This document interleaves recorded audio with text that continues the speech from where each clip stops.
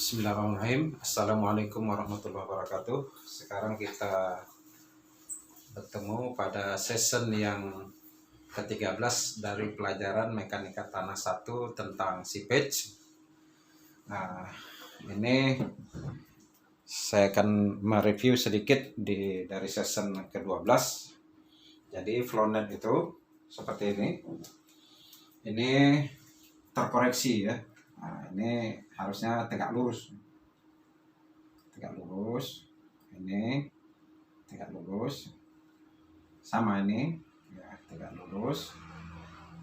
Nah, ini gitu juga tegak lurus, ini juga tegak lurus. Jadi setiap pertemuan ini tegak lurus ya, tegak lurus. Nah, ini tadi boundary conditionnya ini mendekati tegak lurus gitu ya. Sudah itu boundary condition satu lagi ini mendekati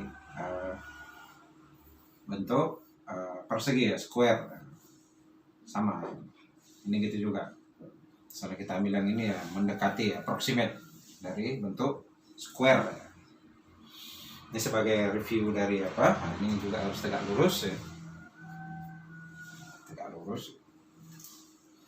Oke, kita lanjutkan ke subbab berikutnya.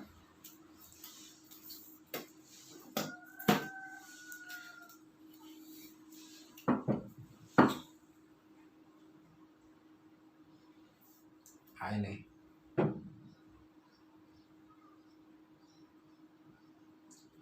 seepage calculation from a flownet. Jadi menghitung seepage, menghitung rembesan dari suatu flownet. Kita baca di dalam banyak flownet, strip di antara perjalanan di antara dua dari garis flow line itu disebut dengan flow channel. Gambar 537 menunjukkan suatu flow channel. Gambar 537, nah ini seperti ini. Gambar 537 ya. Nah ini, jadi seperti flow channel ya, lorong garis, lorong garis, lorong aliran ya.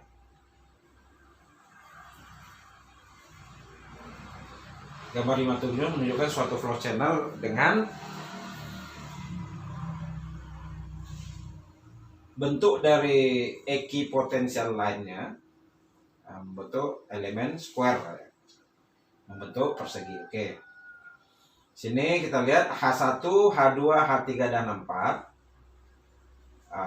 adalah level dari piezometrik, ya, maksudnya level dari tekanan ya. Tekanan, kita mengetahui tekanan apa? Angka pori atau equipotential line ya. Tekanan ini berhubungan dengan equipotential line. Kita lihat H1, H2, H1, H2, H3, H4. Di titik-titik ini ada nilai equipotential line. Garisnya ini ya, garis equipotential line yang putus-putus ini. Jadi di sini nilai tekanannya itu di titik H1, H2, H3, H4 ini sama, berhubungan ya sebagai apa dengan equipotential line. Oke.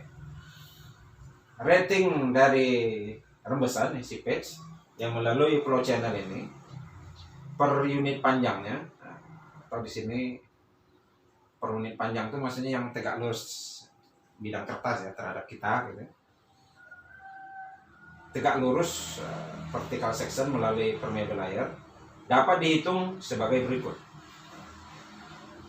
Karena tidak ada aliran yang across the flow line, maka delta Q sama dengan delta Q1 sama dengan delta Q2 sama dengan delta Q3 sama dengan delta Q. Jadi di sini tampak sepanjang flow line ini delta Q sama dengan delta Q1 ya di daerah ini, elemen ini, daerah elemen delta Q2 sama dengan yang di elemen ini delta Q3 sama dengan delta Q gitu ya. Oke. Berikutnya informasinya di sini. Dari hukum Darcy, flow rate ini, maksudnya rating aliran itu sama dengan K kali I kali A. Itu rumus biasa. Q sama dengan K kali I kali A. Seperti rumus-rumus di sesi sebelumnya. Ini persamaan Darcy. Atau dapat ditulis seperti ini. K kali H1 kurang H2 per L1 ini adalah nilai I. L ini adalah nilai A-nya. L-nya itu nilai A-nya. Jadi L ini seperti ini. L ini kalau diambil tegak lurus ke arah memanjang soil permeable, misalnya tegak lurusnya itu memanjang berapa meter saja gitu ya. Ini jadi L dikali per 1 meter, jadi L dikali 1 itu luasan. Nah, jadi diambil per 1 meter biasanya. Yang ini per 1 meter ya, tegak lurus terhadap bidang kertas ini atau terus bidang kita. Jadi sebenarnya L ini adalah luasan ya. Ini dikali ke sana, dimensi ke arah sananya, arah ke per meter larinya gitu ya. Atau kalau dalam literatur asing per feet larinya. Ini adalah A. Jadi di sini K kali I kali A. Kita tahu I adalah H per L. Di sini ada karena ada beda tinggi. Jadi H1 kurang H2. Begitu seterusnya. K sama dengan ini. Sama dengan juga ini sama dengan seterusnya seperti itu. Persamaan 559 ini menunjukkan bahwa jika flow elemen digambarkan sebagai mendekati square, mendekati persegi, drop itu turunnya level di dalam piezometer antara dua adjacent ini ekipotensial adalah sama. Makanya ini disebut sebagai potential drop. Jadi istilahnya H1 kurang H2 sama dengan H2 kurang H3 sama dengan H3 kurang 4. Di sini ini sama dengan H per number of drop. H ini adalah tinggi, beda tinggi ini ya, beda tinggi antara upstream ini dan downstream itu H.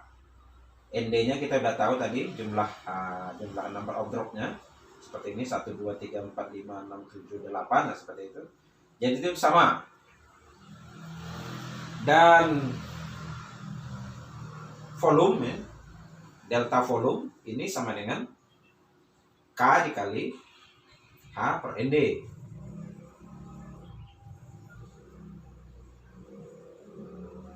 Kita lihat berikutnya. Di mana H adalah head difference ya, itu perbedaan level upstream dan downstream. ND adalah number of potential drop. Di dalam gambar 535A untuk beberapa channel aliran, H sama dengan H1 dikurang H2 dan ND sama dengan 6. Gambar 535A. Gambar 535A. Ini ND-nya sama dengan 6. H-nya ini ya ini H1 dikurang H2, itu maksudnya. Level upstream dikurang level downstream. Jika jumlah number of dari channel ini maksudnya lorong aliran di dalam flownet itu adalah sama dengan NF. Ini number of flow-nya. Total rating dari aliran yang melalui seluruh channel per unit length, per unit panjang dapat dituliskan sebagai ini. Volume sama dengan koefisien permeabilitas dikali H dikali number of flow dibagi number of drop.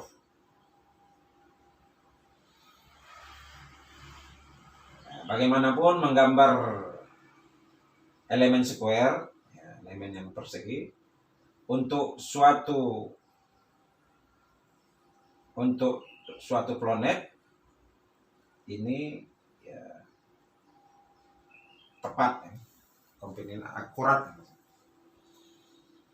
Itu tidak selalu dibutuhkan. Jadi maksudnya ya ketepatan ini hampir sulit untuk mendapatkannya gitu. Ini sebagai alternatif, satu yang dapat digambarkan sebagai suatu jaringan yang rectangular, maksudnya tidak square, untuk suatu flow channel seperti gambar 538. Nah, kita lihat gambar 538. Gambar 538. Nah, seperti ini. Jadi seperti membentuk rectangular, ya. Tidak square betul. Jadi untuk rating dari aliran yang melalui channel itu dapat dimodifikasi. Jadi delta Q, ya. Delta Q ini adalah volume yang mengalir. Ini sama dengan K kali A1/H2 per L dikali B1. Ini kali B2 dikali B3 sama dengan terus begitu, karena B itu adalah ini ya, jarak antar flow line, berapa B-nya. B1 sama dengan B2 sama dengan B3 gitu ya. Persamaan ini sama dengan persamaan ini sama dengan persamaan ini. Jika misalnya B per L, B1 per L1 sama dengan B2 per L2 sama dengan B3 per L3 adalah N kecil di sini ya. Itu adalah elemen yang tidak square, artinya hampir membentuk, maksudnya tidak square, tidak persegi, hampir membentuk rectangular. Rectangular itu maksudnya persegi panjang. Tapi ya sedikit perbedaan. Makanya persamaan jadi seperti ini. Nah, persamaan yang ini tadi, yang untuk square, kalau dia tidak begitu square, ya persamaan jadi seperti ini. Ada unsur N dalam. N adalah perbandingan nilai B per L dari masing-masing elemen. Atau ya seperti ini. Sehingga Q sama dengan volume rembesan bisa dihitung. Ini koefisien sama dengan koefisien permeabilitas. Ini perbedaan antara upstream dengan downstream. Ini number of flow, ini number of drop. N ini adalah perbandingan dari B1, L1, B2, L2, L3, begitu seterusnya. Gambar 539 menunjukkan suatu flow net untuk seepage, ya, untuk rembesan round ya, sekeliling suatu baris dari sheet file atau turap. Kita lihat gambar 539. Nah, seperti ini. Di flow channelnya, flow channel 1 L per B-nya 1. Flow channel 2 L per B-nya 1 ya, sama. Flow channel ketiga, nah ini bagian yang tidak komplit ini. L per B-nya 0,38. 1 per 0,38. Jadi seperti itu.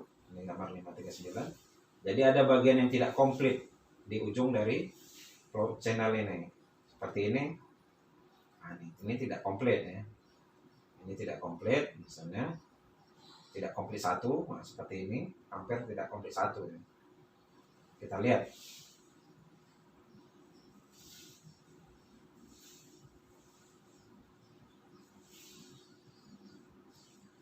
Dari gambar 539 tadi itu 1 dan 2 membentuk square elemen. Oke. Makanya di rate flow, rate aliran pada 2 channel ini dapat diperoleh ya, Q1 tambah delta Q2. Ini ditambah ini. Ya sama, jadi 2 kali KH kali 2 kali K kali H kali ND. Bagaimanapun kata dia pada channel yang ketiga, lorong yang ketiga ini, This elemen rasio antara lebar dan panjang itu 0,38. Nah, ini tadi tidak lengkap, dia tidak sama gitu ya, rasionya 0,38, makanya delta Q3 nya seperti ini dikali 0,38. Jadi kalau ditotalkan Q itu delta Q1 tambah dengan 2 tambah delta Q3 sama dengan 2,38. 2 ditambah 0,38 ya, 2 nya tadi di atas ini tambah 0,38 ini, jadi seperti ini. Oke, jadi volume aliran bisa dihitung, volume rembesan pada flownet bisa dihitung dengan cara seperti ini. Berikutnya, bagaimana flownet itu di dalam tanah yang anisotrofik, tidak sama ininya, tidak sama tekanannya. Tropik tekanan, iso sama an tidak. Jadi tidak sama tekanan. Tanah yang mempunyai tekanan yang tidak sama, anisotropik. Kalau tadi dibahas semua di atas adalah yang tanah-tanah yang isotropik. Sekarang bagaimana kalau yang tanah anisotropik? Kita lihat pernyataannya. Suatu konstruksi flownet telah dijelaskan sejauh itu dan dapat persamaan 562 dan 565 untuk menghitung rembesan yang didasarkan kepada asumsi tanah-tanah yang isotropik. Jadi yang sebelumnya tanah-tanah isotropik. Bagaimanapun katanya di alam ya, hampir semua tanah biasanya ada beberapa derajat anisotropik. Jadi kebanyakan tanah tuh ada derajat isotropiknya. Kita tahu rasio isotropik ini adalah perbandingan RK sama dengan KH dibagi dengan KV ya. Nah, derajat isotropik ini perbandingan antara koefisien permeabilitas horizontal dibagi dengan koefisien permeabilitas vertikal.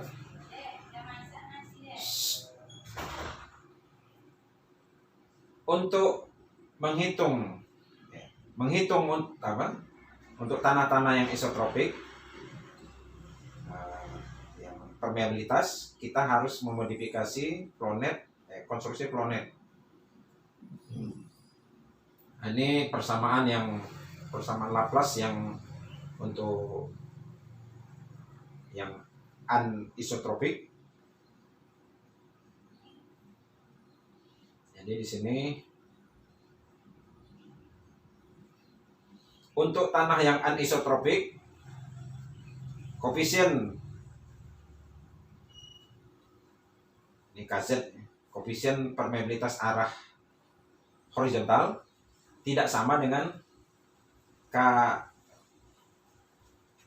KZ, maksud ini KX ya. Koefisien permeabilitas arah horizontal KX itu tidak sama dengan koefisien permeabilitas arah vertikal KZ. Dalam kasus ini persamaan yang merepresentasikan dua grup kurva itu tidak bertemu pada 90 derajat. Bagaimanapun kita dapat menulis kembali persamaan ini sebagai seperti ini. Jadi persamaan 55, nah persamaan ini, persamaan untuk yang anisotropik ini bisa juga ditulis dengan seperti ini, 566. Nanti yang ini dikeluarkan, disubstitusi, dikeluarkan sebagai simbol X aksen. Jadi ini akar KZ per KX dikali X. Jadi sehingga persamaan Laplace-nya lengkap ya, ini sudah dikeluarkan nilai ini, tapi ini nanti disubstitusikan kembali. Nah, sekarang persamaan 567 ini adalah sama dengan persamaan 546, di mana Maksudnya persamaan Laplace ya, yang kontinuitas dengan X ditempatkan kembali sebagai X aksen. Nah, ini adalah new koordinat yang transformasi baru ya. Untuk konstruksi flownet yang menggunakan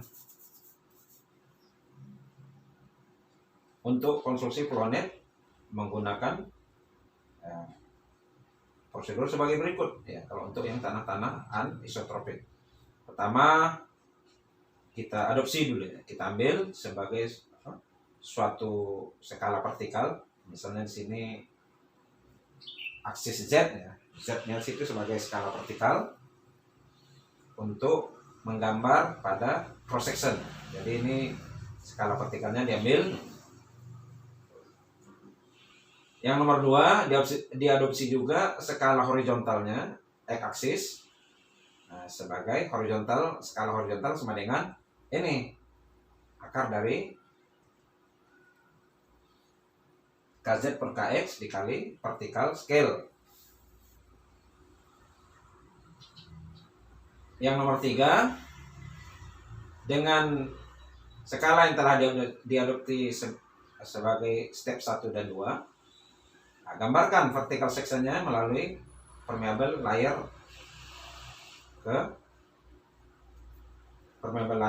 paralel ke arah aliran.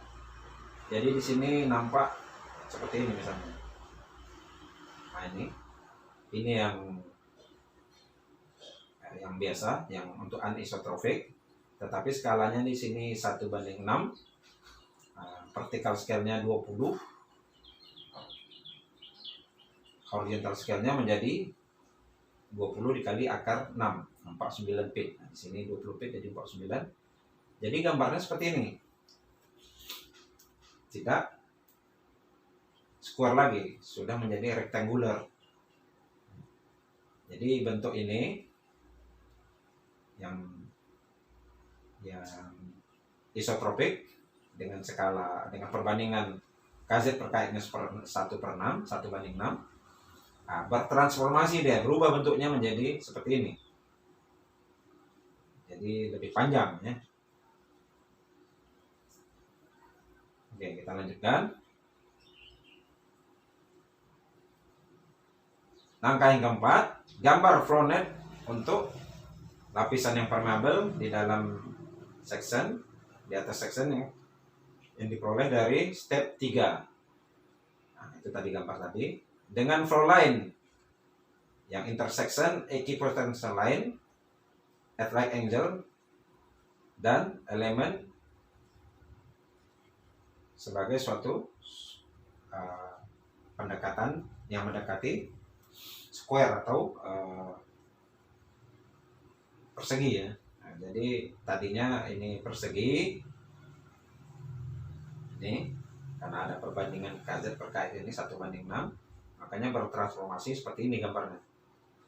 Nah, ini makanya gambar konstruksi ini harus skala. Nah, ini berapa meter dari sini ke sini, ininya berapa meter, berapa panjangnya seat pile masuk, ini tingginya berapa meter, ini harus skala betul. Nah, nanti skalanya itu bisa dicari perbandingan ini seperti ini dalam penggambaran ya.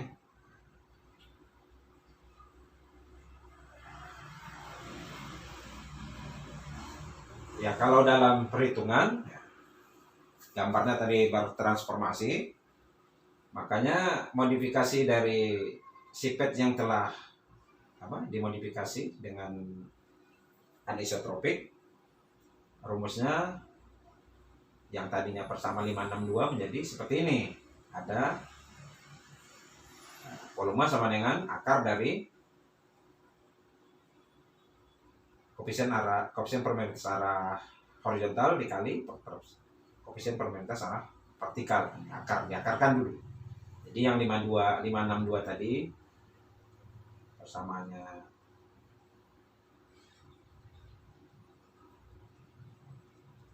tadinya seperti ini. atau seperti ini kalau ada bertransformasi karena dia untuk khusus tanah-tanah yang anisotropik. Jadi tanah itu ketahuan isotropik atau tidak apabila koefisien permeabilitas arah horizontal dibagi koefisien permeabilitas arah vertikalnya tidak sama dengan 1. Kalau 1 dia berarti isotropik, tapi kalau tidak 1 itu berarti anisotropik.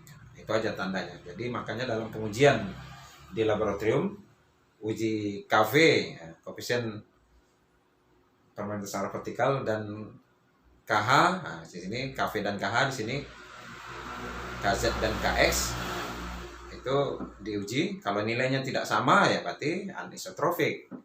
Kalau nilai sama berarti tanahnya isotropik. Nah, itu aja. Kalau tanahnya anisotropik ya gunakan rumus ini.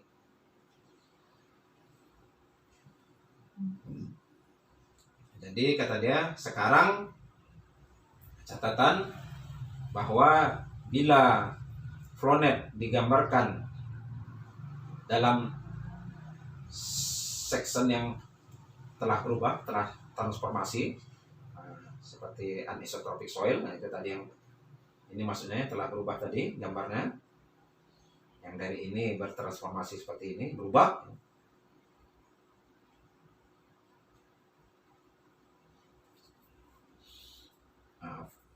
Flow line atau garis alir dan equipotential line jadinya ya ortogonal, jadi dia tidak square lagi ya. Yang tadinya ini square menjadi ortogonal, artinya persegi panjang, tidak square lagi, yaitu bertransformasi dari tanah yang isotropik menjadi tanah yang anisotropik. Bagaimanapun jika mereka ini maksudnya yang isotropik dengan anisotropik digambarkan kembali di dalam satu section yang benar, garis-garis ini tidak akan right angle, maksudnya tidak akan membentuk sudut 90 derajat atau tidak akan siku ya, tidak akan tegak lurus. Fakta ini ditunjukkan seperti gambar 540. Gambar 540 tadi sudah kita jelaskan seperti ini tadi. Memang tidak mungkin lagi ini intersection ini tegak lurus, tidak mungkin lagi membentuk sudut 90 derajat ya. Tidak mungkin lagi membentuk sudut yang right angle ya. Di dalam gambar ini diasumsikan bahwa koefisien permeabilitas arah horizontal itu sama dengan 6 kali koefisien permeabilitas arah vertikal. Gambar 540A menunjukkan bahwa elemen aliran itu, flow elemennya dalam satu section yang telah ditransformasikan, maksudnya telah berubah. Flow elemen, maksudnya elemen aliran itu telah digambar kembali di dalam suatu gambar yang benar, digambar di dalam pada gambar 540B ya, ini tadi 540B yang ini ya. Jadi kalau gambarnya yang benar ya ini sebenarnya ini gambar kalau isotropik tapi masih dalam ya, isotropik. Kalau mau digambar anisotropik yang benar ya kayak gini. Jadi skalanya itu dibuat ya, dalam skala gambar dibuat. Oke, ada example ini kita coba melihatnya.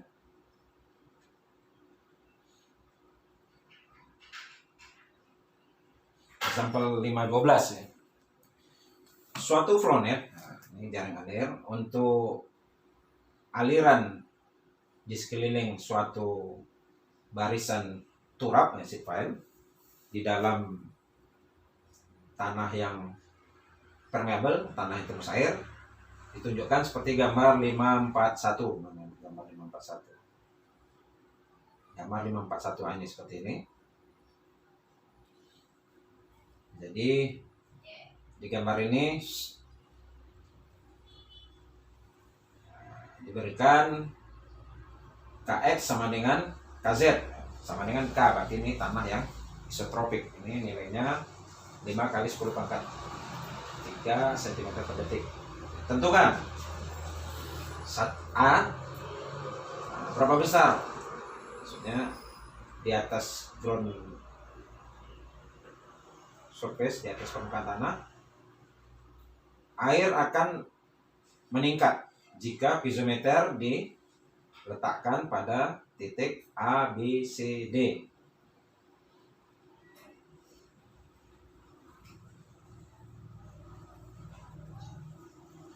Nah, ini pertama pertanyaannya, kalau diletakkan di sini piezometer A, titik B, titik C, titik D, berapa air meningkat? Maksudnya tekanan evapornya berapa sih? Itu yang pertanyaan pertama. Jika diletakkan, sebenarnya nggak diletakkan pun bisa, kita hitung aja nanti. Nah, ini kalau kira-kira kalau jika diletakkan. Oke. Berikutnya pertanyaan yang B, yang kedua. Tentukan juga rating dari rembesan seepage. Berapa besar rembesan melalui flow channel 2. Flow channel 2 itu ini ya, channel 1 ini, lorong 1 ini, lorong 2 ini, lorong 3. Kita mau menghitung di sini aja. Berapa kira-kira jumlahnya per unit length, maksudnya per unit panjang, maksudnya 1 meter ke arah tegak lurus ke atas kita nih ya, memanjang itu sepanjang berapa banyak sheet pile digunakan, jadi memanjang. Ini masalah perpendicular to the section saw, maksudnya tegak lurus terhadap gambar seksi gambar ini. Solution, ini solusinya untuk yang A. Dari gambar 541 kita melihat bahwa NF sama dengan 3, ND sama dengan 6. Kita tengok NF ini 1, 2, NF sama dengan ND sama dengan 3, ND sama dengan 6, 1, 2, 3, 4, 5, 6, sama nih 1, 2, 3, 4, 5, 6. Ini 1, 2, 3, 4, 5, 6. NF-nya ini 1, 2, 3, sama 1, 2, 3. Jadi NF-nya 3, ND-nya 6. Head difference, ya, perbedaan head antara upstream dan downstreamnya 10 feet. Nah, kita lihat. Nah, ini yang ini 15 feet dari sini ke sini, yang ini 5 feet. Jadi perbedaannya ya 10 feet. Perbedaan antara upstream dan downstreamnya itu hanya 10 feet. Oke. So, head loss for, maksudnya kehilangan tekanan, kehilangan head untuk masing-masing drop adalah H dibagi ND, 10 dibagi 6 atau 1,667 feet.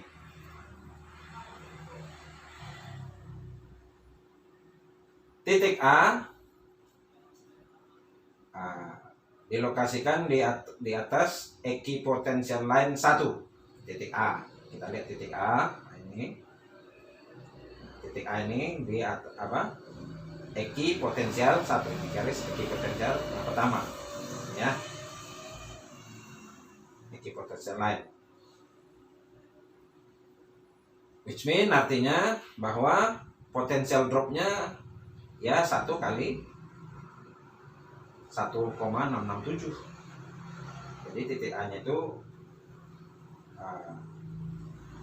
penurunan energi potensialnya ya 1 kali 1,667, karena dia berada di equipotential line 1. Air yang ada di dalam piezometer pada titik A akan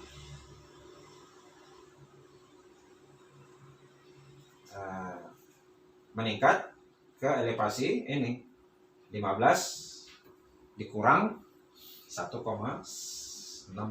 Nah, dari sini tadi dapatnya 13,333 feet di atas ground surface.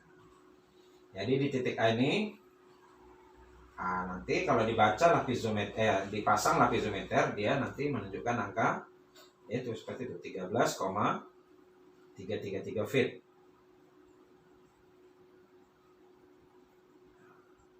Similarly, pisometric level untuk titik B, berarti titik B ini pada equipotensial line yang kedua.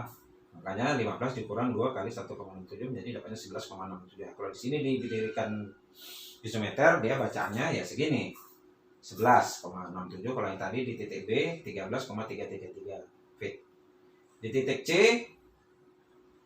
C ini 1 2 3 4 5. 1 garis equipotensial 1 2 3 4 5. Makanya titik C itu 15 dikurang 5 kali 1,67 dapatnya 6,67. Nah ini. Kalau di sini diberikan pisometer, ya dia menunjukkan angka 6,67. Di titik D ini kita hitung apanya? Garis equipotensial line-nya.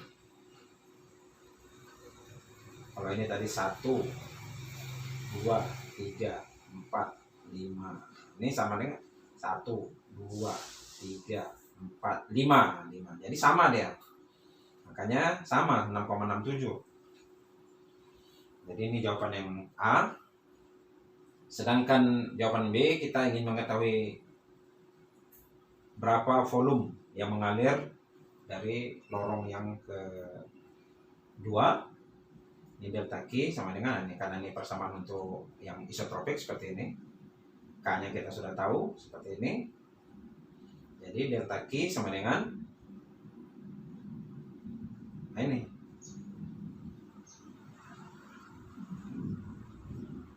Dikali H per ND yang 1,667.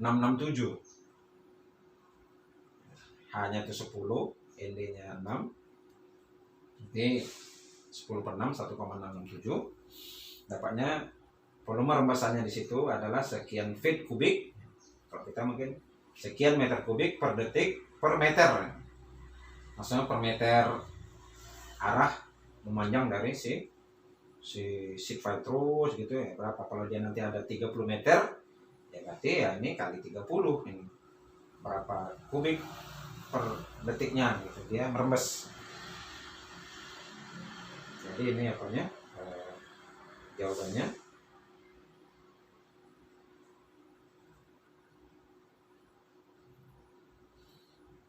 ini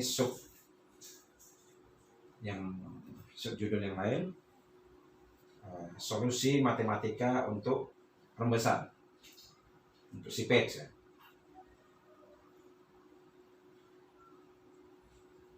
Si patch ini atau rembesan ini dalam beberapa struktur hidrolik yang simple, yang sederhana tapi ini struktur yang sederhana ya, dapat dipecahkan secara matematis. Ini Hart tahun 1962 telah menganalisa banyak kondisi-kondisi seperti itu. Gambar 542 menunjukkan suatu non-dimensional plot.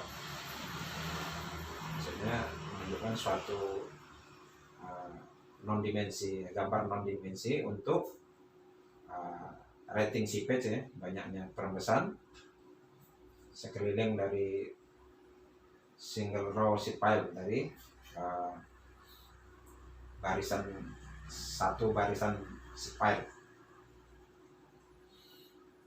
Di dalam suatu cara yang sama, di gambar 543 adalah non-dimensional plot, ya, gambar dari non-dimensional untuk rating seepage atau rembesan di dalam suatu dam. Jadi gambar 542 kita lihat dulu. Gambar 542 ini.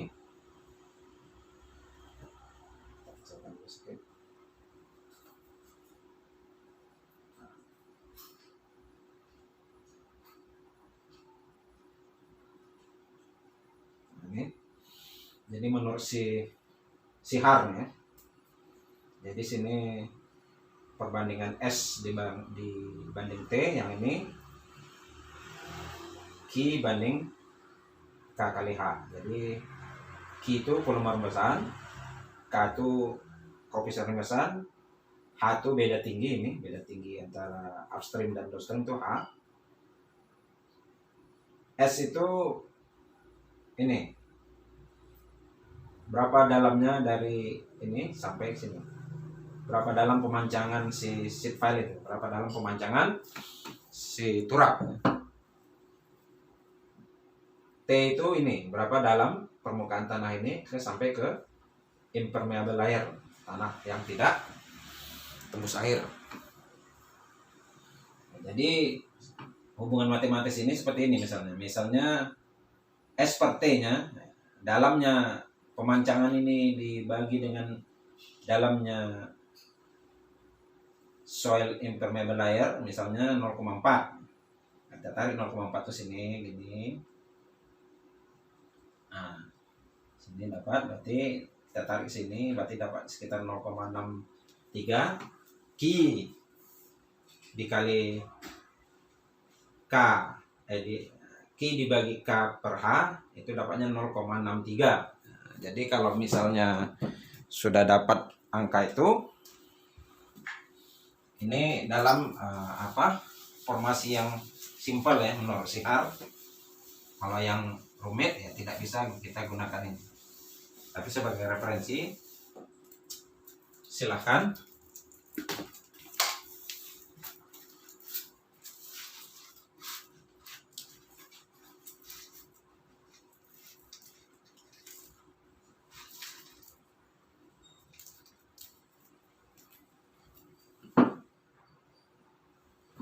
Jadi misalnya S per T-nya 0,4 ya. Panjang pemancangan dari sheet file, berapa dalam dia memancang, dibagi dengan dalamnya impermeable soil, misalnya 0,4. Nah, kita tarik gini. Tarik ini, dapat ini, misalnya dapat 0,6. Berarti Q per KH, K kali H sama dengan 0,6. Berarti Q sama dengan 0,6 dikali K dikali H. Nah, ini kita tahu, kita koefisien rembesannya tentunya sudah diuji tanahnya. H-nya juga tahu, ini perbedaan upstream dan downstream. Jadi dapat volume rembesannya, langsung dapat. Nah, ini menurut si Har.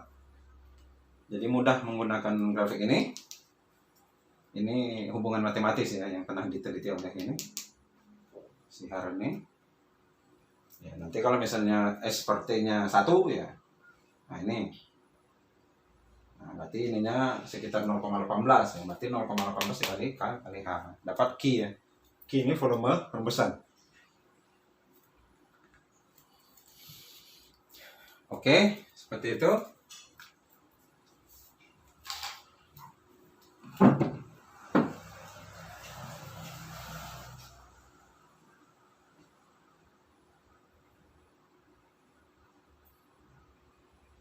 Ini dikatakannya juga tadi dari gambar 543. Kita lihat di gambar 543 bagaimana. Nah, ini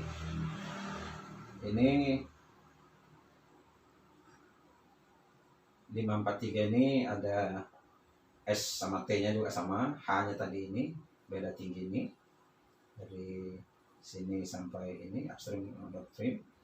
Sudah tuh ada variabel B ya. B itu panjang ini dibagi 2, berarti setengah dimensi dam B per 2. Sini ada X. X itu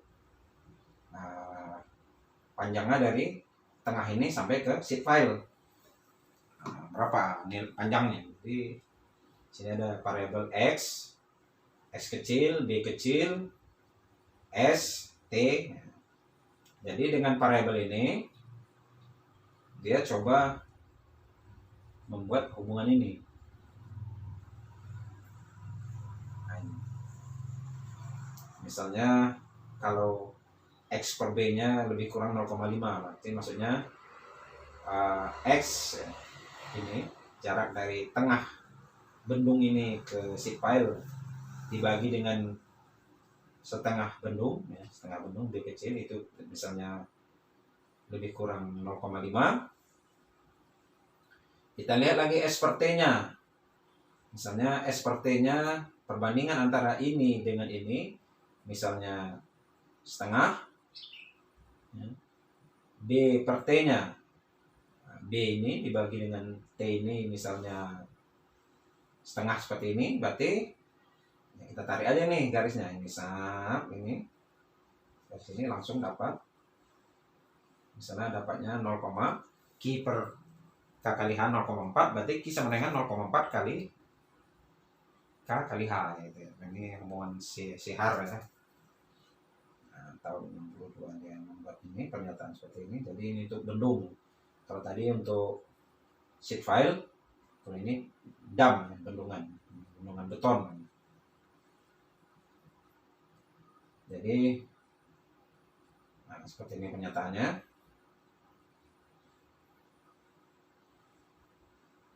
Oke, sekarang bagaimana uplift ya? Uplift itu gaya angkat. Gaya angkat uplift pressure. Gaya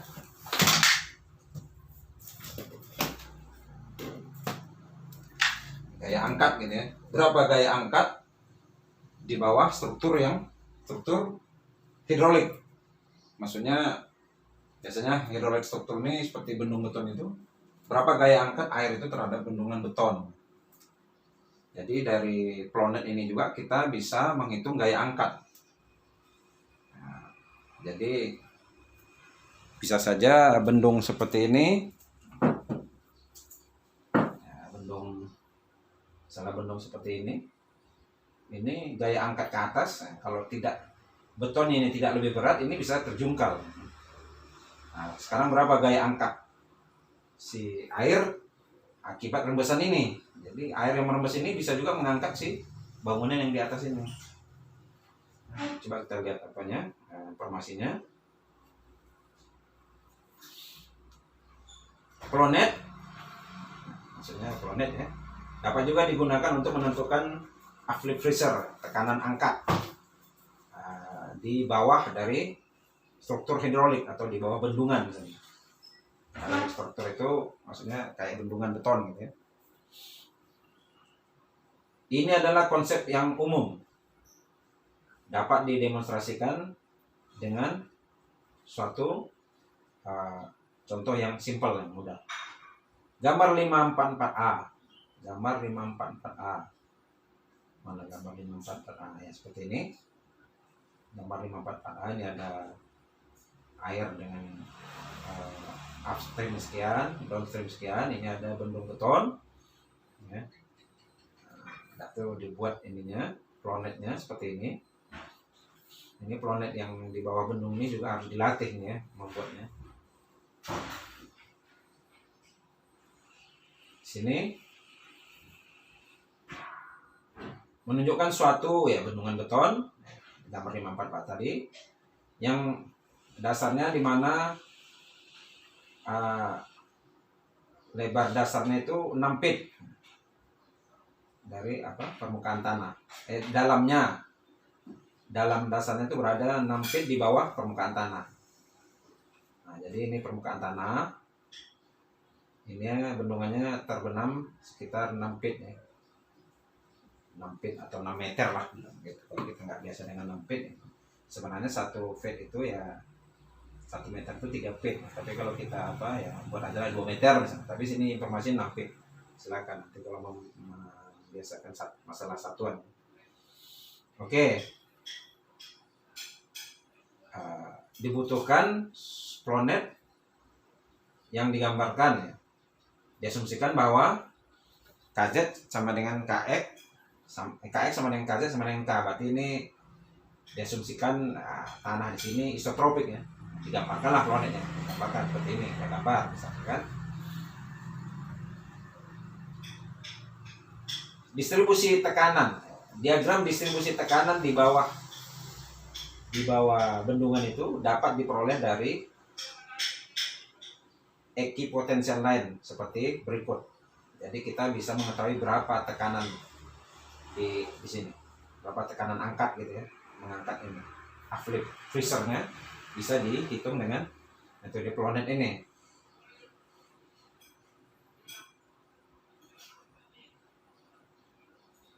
Ada 7 equipotential drop atau ND di dalam Plonet ini. Kita hitung ada ND-nya ada 7. 1, 2, 3, 4, 5, 6, 7. Sama di sini juga ya. 1, 2, 3, 4, 5, 6, 7. Jadi ND-nya 7 di gambar ini.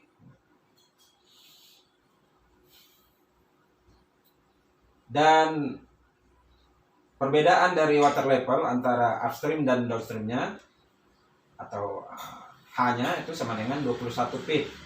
Ini perbedaan ini antara upstream dengan downstream, ini ada H-nya ini 21 feet. 21 feet. Anggap 21 meter misalnya. The head loss maksudnya kehilangan tekanan, head loss. Untuk masing-masing potential drop ini adalah H per 7. Berarti 21 per 7 sama dengan 3 feet. Jadi uplift pressure, gaya angkat pada titik A. Titik A ini di sudut kiri dari base, titik A. Ini sudut kirinya sebelah sini. Itu sama dengan pressure head di titik A dikali dengan gamma W. Jadi pressure head-nya itu 21 ditambah 6 dikurang 3 ini. 21 tambah 6 itu dari mana? Dari ini. Dari sini ke sini 21 ya, 21 feet ini. Ini levelnya sama. Ditambah sampai sini. Jadi sampai sini kan 21 tambah 6 itu 27. Dikurang tadi H per ND. Makanya dapatnya 24 gamma W. Jadi 24 dikali gamma W. Jadi kalau gamma W-nya 1 ton per meter kubik ya. Nah, kalau ini gantikan nanti misalnya ini 24 feet tadi kan, gantikan dulu ke meter karena gamma W misalnya kita masukkan nilai gamma W 1 ton per meter kubik ya, ini mungkin jadi 8 ya. Kalau dibagi 3 jadi 8 meter berarti 8 dikali 1 berarti tekanan gaya angkatnya sekitar 8 kali 1 sama dengan 8 ton per meter persegi. Jadi cukup besar. Di titik A ini. Begitu juga di titik berikutnya. Di titik B.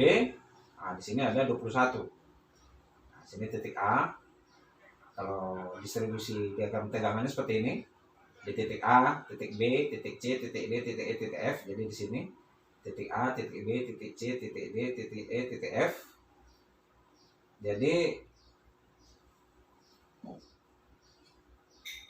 titik B misalnya, berarti 27 tadi ya, 21 tambah 6 dikali dikurang 2 kali 3 dikurang 2 kali ND karena dia pada titik yang kedua ya.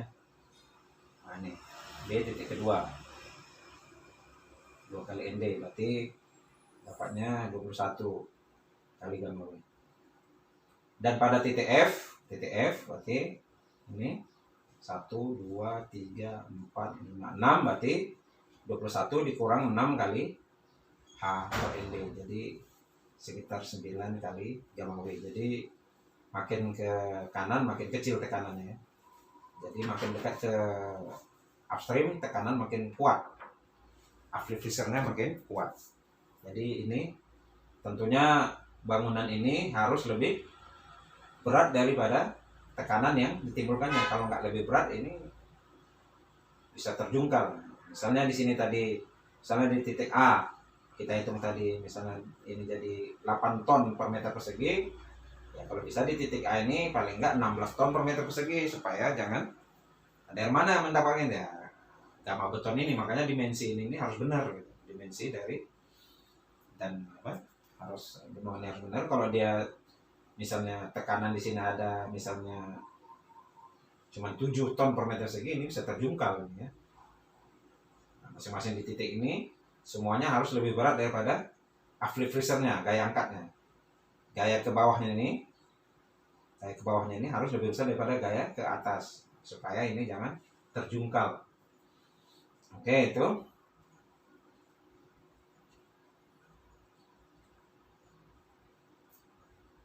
Di sini katanya tekanan angkat, gaya angkat itu diplotkan seperti gambar 544B, oke.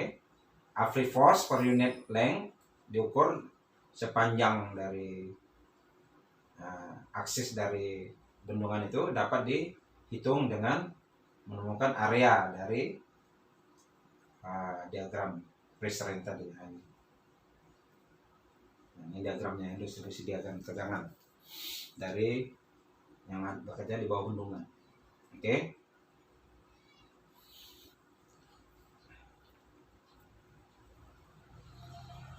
Ini subbab berikutnya, seepage yang melalui bendungan tanah yang berada di atas tanah yang impervious, tanah yang tidak tembus air. Jadi maksudnya bagaimana menghitung rembesan di bawah bendungan yang berdiri di atas tanah yang kedap air. Gambar 545 ini, nah ini seperti ini. Lihat lagi. Menunjukkan suatu bendungan tanah yang homogen yang ada di atas tanah yang tidak tembus air lah. Jadi di bawahnya ini bendungan tanahnya ini di bawahnya ini tanah yang tidak tembus air, tanah yang impervious layer. Ini tanah yang seperti ini bisa dibuat mungkin dipadatkan dengan ekstra bagus ya, sehingga tanah yang di bawahnya ini betul-betul tidak tembus air ya, dipadatkan. Kalau dalam aplikasi di lapangan dipadatkan betul sehingga kepadatannya cukup baik sehingga dia betul-betul berdiri di atas tanah yang tidak tembus air. Dan biasanya di sini juga dikasih supaya tidak tembus, dikasih ply liner misalnya, bisa dari atau diberikan geotextile di bawah ini, sehingga di bawah ini ya, di bawah sampai yang di bawah sini tidak tembus ya, bukan di bawah ini aja, sampai di bawah air yang tergenang ini tidak tembus. Di bawahnya dikasih ply liner, di atasnya dikasih geotextile, pemadatannya cukup bagus. Nah ini jadi impervious layer nih. Tapi ya sampai ke sini ya, sampai ke nanti bendungan berikutnya sebelah sini, ya betul-betul ini kedap air. Impervious layer itu maksudnya kedap air, tidak bisa tembus. Oke. Di sini katanya berikan hydraulic conductivity, ini maksudnya nilai K, material yang dipadatkan, mana dam ini adalah dibuat K-nya sama dengan K ya. Jadi udah diperiksa ini K-nya ini. Di sini K koefisien rembesan, koefisien permeabilitas dari tanah bendungan ini diperiksa di lab. Ini seperti itu. Free surface maksudnya permukaan bebas dari air yang melalui dam diapakan sebagai ABCD.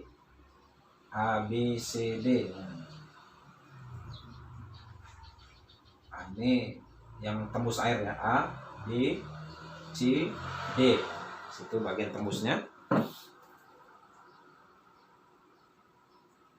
Diasumsikan bahwa aksen BC is parabolic. Ini aksen, ini aksen. Ini BC ini parabolik ya, ini seperti ini membentuk parabol ya, ini gini ya.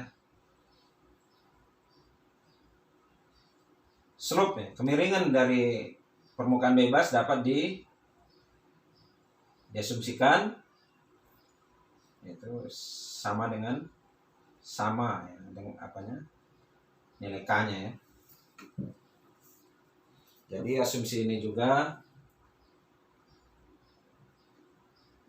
sama untuk, berarti dia ini termasuk material yang isotrofik, kepadatannya sama sehingga sepanjang ini sama apanya, K-nya seluas ini.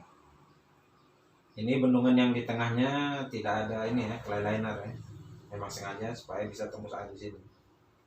Kalau tidak boleh tembus ya di sini ke si clay liner lagi gitu, supaya jangan tembus. Kita tahu clay liner itu di pertemuan kita di season yang ke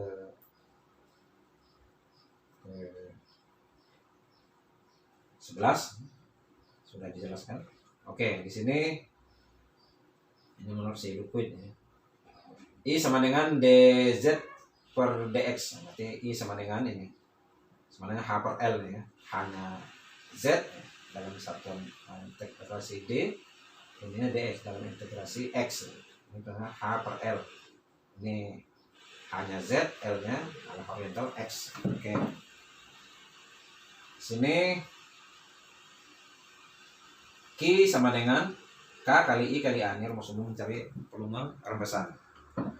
I nya dz per dx, ini termasuk sama dengan tangen alfa ya. Ini sudut yang ini alfa, sudut yang ini kemiringan ini beta, jadi beda kemiringannya.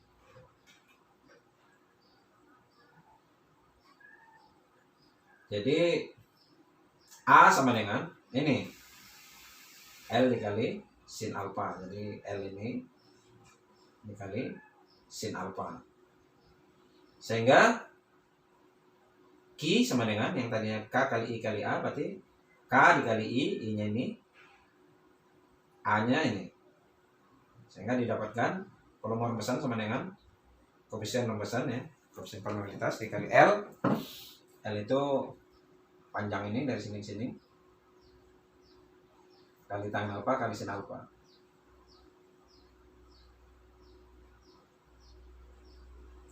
Jadi yang perlu diperhitungkan di sini, kalau Q itu, kalau rumusannya ini, K-nya ini sudah diketahui, L ini agak sulit kita menghitungnya, alfa mudah, ini dari kondisi di gambar atau di lapangan, sin alfa mudah. Jadi yang rumit menentukan L. Untuk menentukan L di sini, seperti ini diapanya, bahwa bagian dari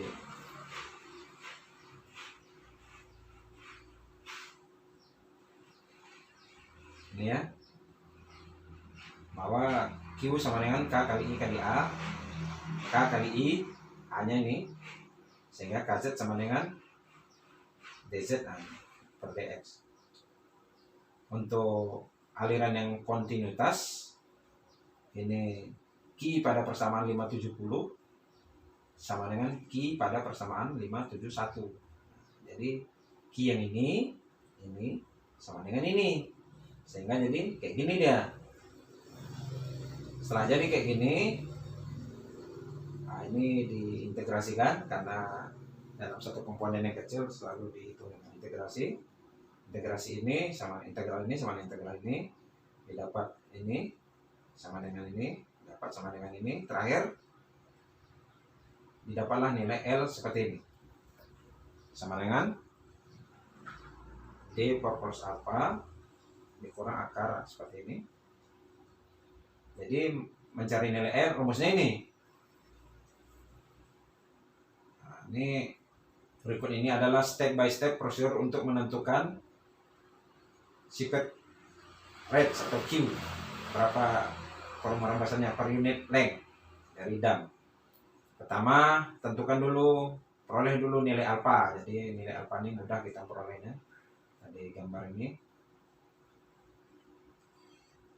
Alfanya ya ini, kalau kita tahu tinggi bendungannya ini, tahu kita lebar dari sini ke sini, nah, dapatlah kita alfanya.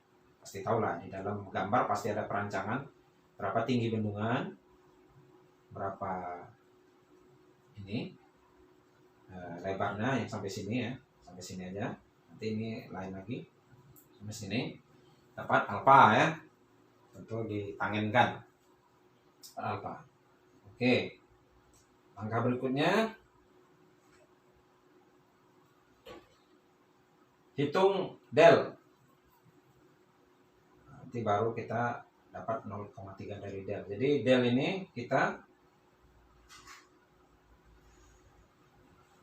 ya, misalnya ini tinggi airnya sekian, digambar, nanti ketahuan H yang ini, tinggi air ini dibagi ini, nah, ini ada tentu betanya, tangenkan, nanti dapat nilai del ya. Berapa H-nya ini digambarkan, nanti dapat tinggi ini dari sini ke sini, ini sama dengan H. Nah, dari sini ke sini ya, nanti ditangenkan juga dengan beta ini dapat nilai del.